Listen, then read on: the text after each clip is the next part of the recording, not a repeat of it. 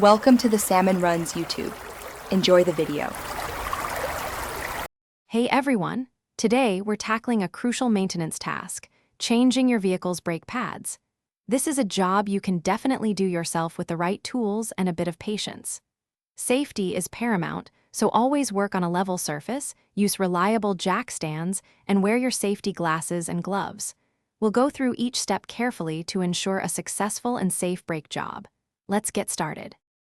With your vehicle safely elevated, remove the wheel to expose the brake assembly. You'll first remove the two caliper guide pin bolts, usually 14 millimeters, allowing you to carefully lift the caliper. Be sure to hang the caliper securely with a wire or bungee cord, preventing any strain on the brake line.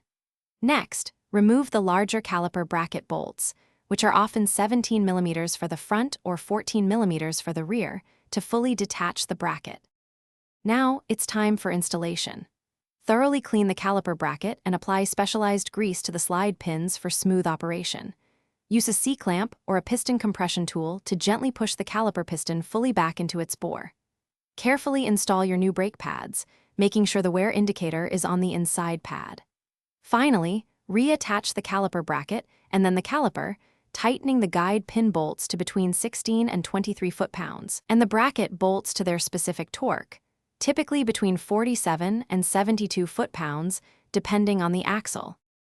Almost done, reinstall your wheel, then carefully lower the vehicle. Torque the lug nuts to approximately 80 foot-pounds in a star pattern. Before driving, pump the brake pedal repeatedly until it feels firm. This seats the new pads. Check your brake fluid reservoir and add DOT3 or DOT4 fluid if the level is low. Finally, take a cautious test drive in a safe area to confirm everything is working correctly. Great job! You've successfully changed your brake pads. Thanks for watching. Consider subscribing if we helped you.